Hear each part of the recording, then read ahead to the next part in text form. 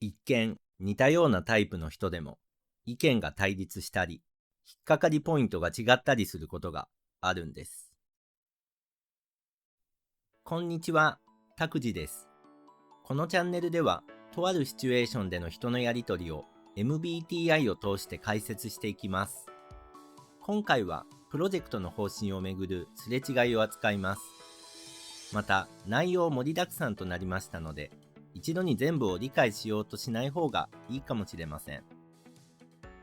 MBTI って何って思った方はこれまでの動画を参照ください。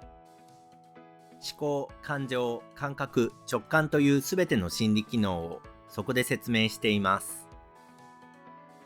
プロジェクト会議の行方はどうなるのでしょうか。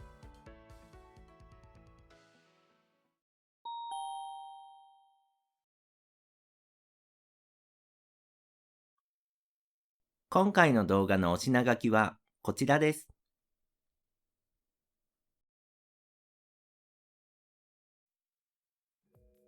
では、やりとりを聞いてください。舞台はとあるプロジェクト会議。方針について翔子と誠一が議論しています。今回のプロジェクトですが、確実に結果を出すために、過去の成功事例を踏まえて、この進め方でいきたいと思います。意義があります。前回の事例と今回では状況が違います。データの検証が不十分だと思います。細かい違いは承知していますが、現状で一番成功率が高い方法だと考えています。成功率が高いというのは過去と同じ状況の場合ですよね。現状のデータ検証を優先した方がより成功率が高まると思います。しかし、データ検証に時間を割いてしまうことは、機械損失につながります。結果を出すなら、多少のリスクは覚悟すべきではないでしょうか。ここで事態を見ていた康介が意見する。よろしいでしょうか。結果はもちろん大事だと思いますが、翔子さん自身はこの企画を気に入っているのですか？どういうこと？そんなこと考えたって意味ないでしょそうですよね。すみません。変なこと聞いてしまいました。う。誠一さんの意見ですが、慎重にデータを集めるのもいいのですが、それでもイレギュラーには対応できないのではないですか。それなら考えられる限りのイレギュラーな状況をみんなで出し合って、その対策を考える方が早いかと思います。それは確かにそうですが、いいでしょう。今の意見を採用して、想定できるイレギュラーについて、ブレーンストーミングをして、その対策を考えましょう。よろしいですね。はい。いかがでしょうか。実は翔子と誠一の2人は心理機能としては全く同じ要素を持っているのですが、その順番が違っていました。そのために意見が合わず、引っかかりポイントも違っていました。一体どういうことなんでしょうか。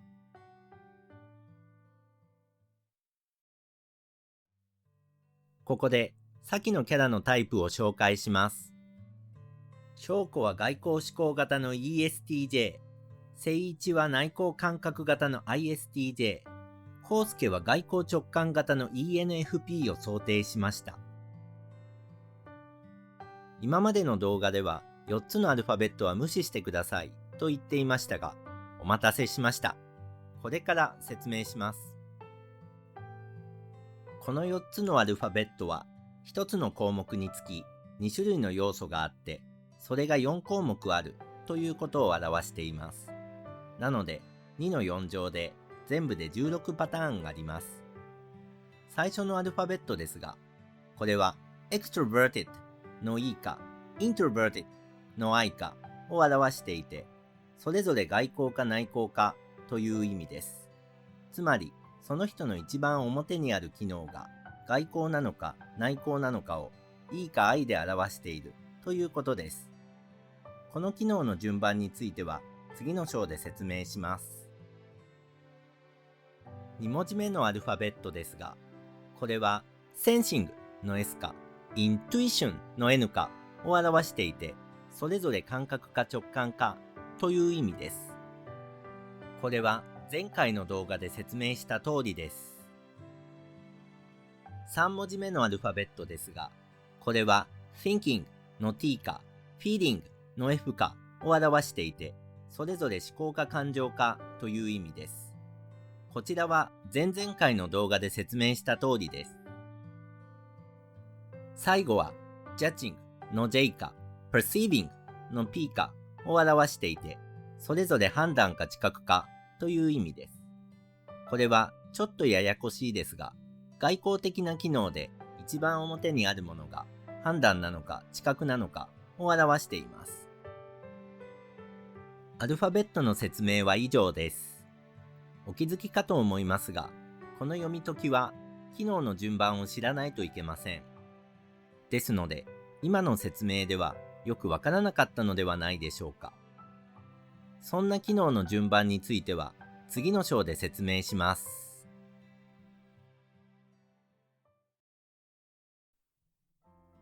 日本 MBTI 協会では、性格のタイプを心の利き手というフレーズで説明しています。これは機能が現れる順番が人によって違うということです。ユングの考え方を整理・発展させる中で、この機能の順番のことを機能スタックというようになりました。スタックとは英語のスタックのことで、積み重ねた山といった意味です。この考えは人の性格を考えるときにとても重要になります。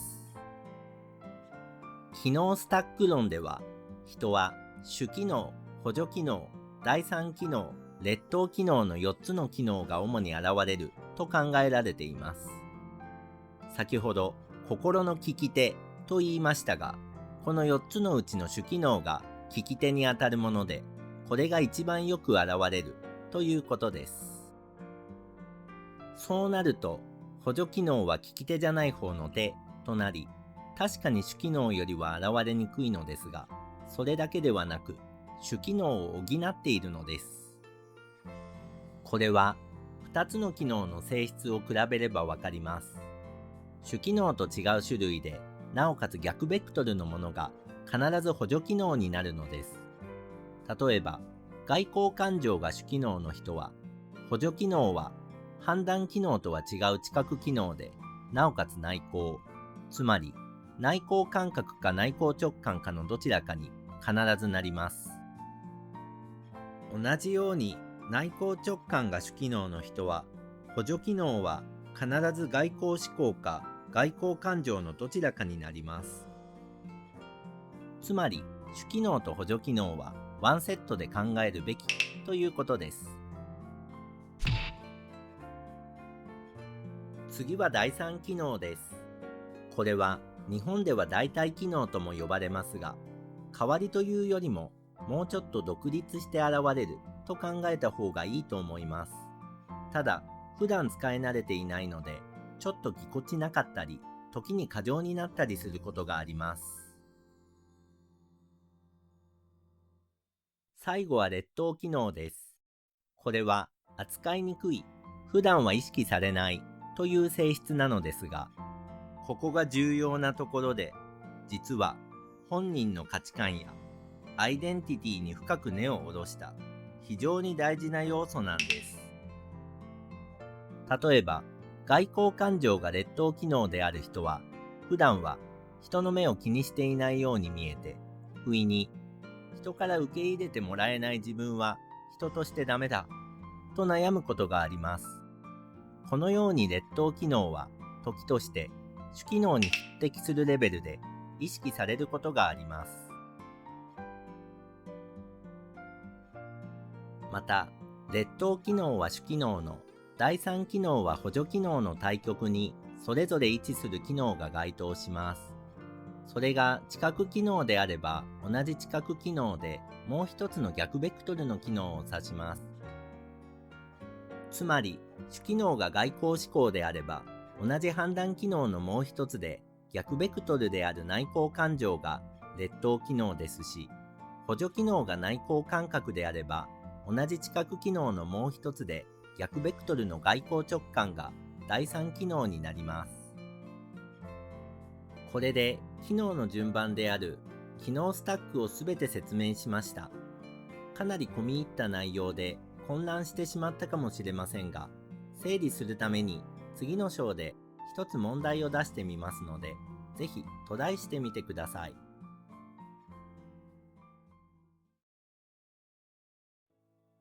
では、まとめとして、一つのタイプを4つのアルファベットからどう読み解くのか出題します。先のシチュエーションのキャラ、コウスケの ENFP というタイプはどういう機能スタックかわかるでしょうか？手がかりとしてアルファベットの意味を解説します。最初の文字は E なので、主機能のベクトルは外向です。2文字目は N なので、一番表にある知覚機能は直感です。3文字目は F なので、一番表にある判断機能は感情です。最後は P なので、一番表にある外向機能は知覚です。以上が ENFP の4つのアルファベットが表す内容です。トライしたい人は、ここで一時停止して、今の情報から ENFP がどんな機能スタックなのか考えてみてください。では、機能スタックを言います。まず、主機能が外向、知覚機能が直感、外向機能が知覚という情報をまとめて、主機能が外向直感であることが確定します。判断機能は感情だと分かっていて、補助機能は主機能と逆ベクトルという法則から、補助機能が内向感情だと確定します。これが分かれば、以降の機能が確定します。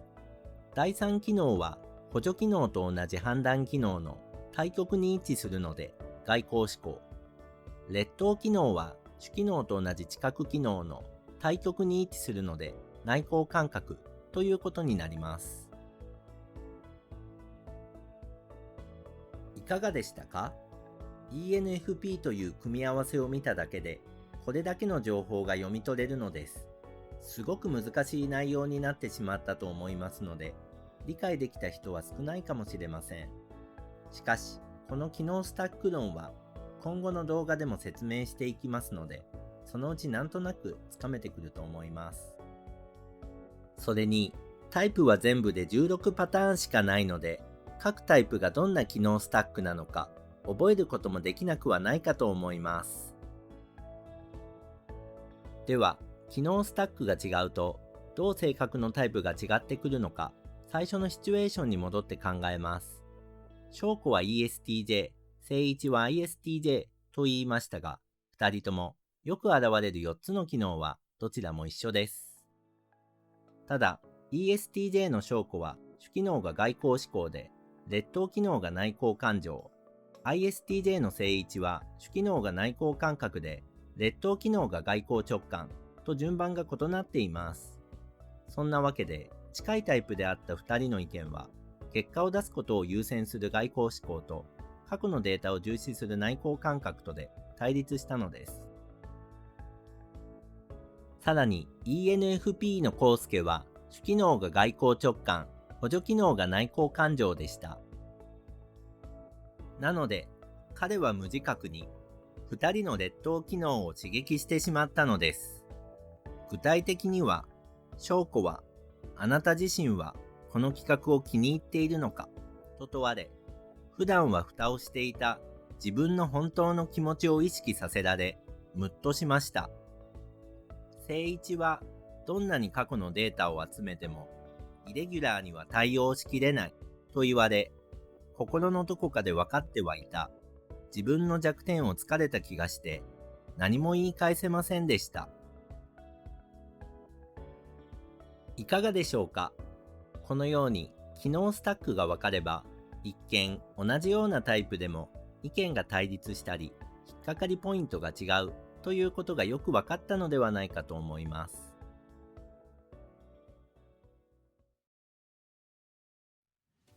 今回は以上です。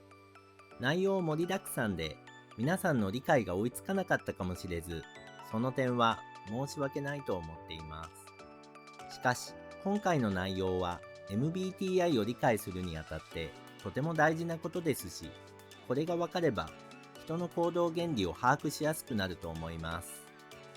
一度に理解できなくても、皆さんが折に触れて戻って確認できるよう、保存版としてこの動画を作成したつもりです。次回は同じタイプでも人ってやっぱり違うといったことを解説したいと思います。このチャンネルでは MBTI の説明やシチュエーションを交えた解説、さらに創作のキャラについて MBTI を通して分析していきます。よろしかったらコメントやチャンネル登録、高評価などしていただけると何よりですが、内容に興味を持ってもらえるだけでも嬉しく思います。では、次の動画でお会いしましょう。